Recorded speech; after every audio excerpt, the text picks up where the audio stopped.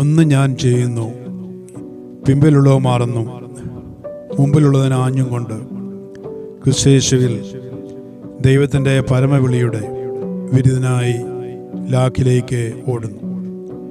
ഫിലിപ്പിയ ലേഖനം 3-ാം അധ്യായം 14-ാമത്തെ വാക്യം.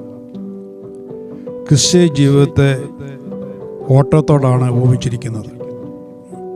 ഓട്ടക്കളത്തിൽ ഓടുന്നവർ വളരെ ശ്രദ്ധിക്കേണ്ടതായ പല കാര്യങ്ങളുമുണ്ട്.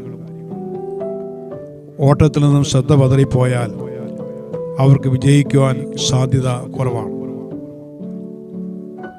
പരീക്ഷകളിൽ ജയിക്കാത്തവർക്ക് ക്ലാസ് കയറ്റം ലഭിക്കുന്നതല്ല. ഉയർന്ന ക്ലാസ്സിലേക്കുള്ള കയറ്റം വിജയിക്കുന്നതിനെ ആശ്രയിച്ചിരിക്കുന്നു. പഠിച്ചതുകൊണ്ടും ജയിക്കണമെന്നില്ല. പഠിച്ചവർ പരീക്ഷയിൽ ഉൾപ്പെട്ടെങ്കിലേ ജയം കൈവരിക്കാൻ സാധിക്കുകയുള്ളൂ. പരീക്ഷയിൽ ഉൾപ്പെട്ടാലും ജയിക്കണമെന്നില്ല. ശരിയായ ചോദ്യങ്ങൾക്ക് ഉത്തരം നൽകിയെങ്കിലേ നമുക്ക് വിജയം കരസ്ഥമാക്കാൻ കഴിയും. ചിലരെല്ലാം ഈ ചോദ്യങ്ങൾക്ക് ശരിയായ മറുപടി നൽകാതെ തോറ്റുപോകുന്നു. യവന പുരാണ കഥകളിൽ ഒന്നാണ് യൂറോപ്യ എന്നു പേരുള്ള രാജകുമാരിയുടെ കഥ. ഈ രാജകുമാരി ഓട്ടത്തിൽ വളരെ വേഗതയുള്ളവളായിരുന്നു. അവളെ ഓട്ടത്തിൽ തോൽപ്പിക്കുവാൻ ആർക്കും കഴിഞ്ഞിരുന്നില്ല. ഈ കാരണത്താൽ അവളുടെ ഉള്ളിലുള്ള അഹന്ത തലപൊക്കുവാൻ കാരണമായി തീർന്നു. അവൾ ഇപ്രകാരം പ്രഖ്യാപിച്ചു: എന്നെ ഓട്ടത്തിൽ തോൽപ്പിക്കുന്ന ആളിനെ മാത്രമേ ഞാൻ വിവാഹം കഴിക്കൂ.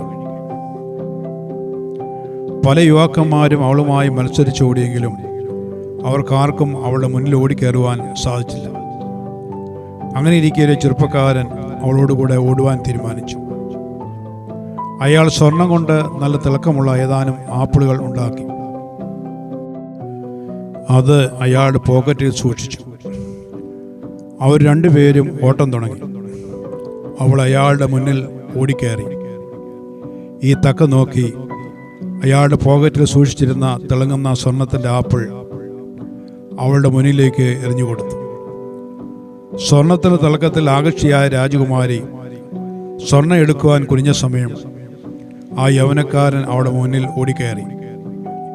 വീണ്ടും രാജകുമാരി ഓടി അയാളുടെ മുമ്പിലെത്തിയപ്പോൾ വീണ്ടും സ്വർണത്തിൻ്റെ ആപ്പിൾ അവളുടെ മുന്നിലേക്ക് എറിഞ്ഞുകൊടുത്തു. അതും എടുക്കുവാൻ രാജകുമാരി ശ്രമിച്ചപ്പോൾ ആ ചെറുപ്പക്കാരൻ പിന്നെയും അവളുടെ മുന്നിൽ ഓടിക്കയറി.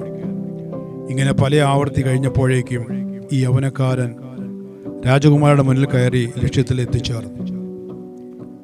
നമ്മുടെ ക്രിസ്തീയ ജീവിതത്തിൻ്റെ ഓട്ടത്തെ തടസ്സപ്പെടുത്തുന്ന അനേക കാര്യങ്ങൾ നമ്മളെ ആകർഷിക്കാൻ സാധ്യതയുണ്ട്. അതിൽ നിന്നൊക്കെ വിട പറഞ്ഞെങ്കിൽ മാത്രമേ നമുക്ക് വിജയകരമായി നമ്മുടെ ഓട്ടം തയ്ക്കാൻ സാധിക്കുകയുള്ളൂ. ക്രിസ്തീയ ജീവിതം ഒരു ഓട്ടക്കളത്തിലെ ജീവിതമാണ്. ഈ ഓട്ടക്കളത്തിൽ ഓടി വിജയിക്കുന്ന ആർക്കും ജീവകിരീടം സമാനമായ ദൈവത്തിൽ നിന്ന് ലഭിക്കുന്നതാണ്.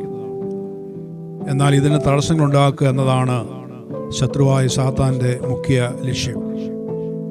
ഓട്ടക്കളത്തിൽ നമ്മെ വീഴ്ത്തിക്കളയുവാൻ സാത്താൻ പല തന്ത്രങ്ങളും ഉപയോഗിക്കുന്നു. ചിലരെ വളരെ തിളക്കമുള്ള തന്ത്രങ്ങളാൽ കുടിക്കുകയാണ് തോൽപ്പിക്കുന്നത്. ചിലരെ തോൽപ്പിക്കുന്നതിന് അത്ര തിളക്കമുള്ള കാര്യങ്ങൾ വേണമെന്നില്ല. നമ്മുടെ ലക്ഷ്യം നമ്മുടെ മുമ്പിൽ വെച്ചിരിക്കുന്ന ഓട്ടം സ്ഥിരതയോടെ ഓടുക എന്നുള്ളതാണ്.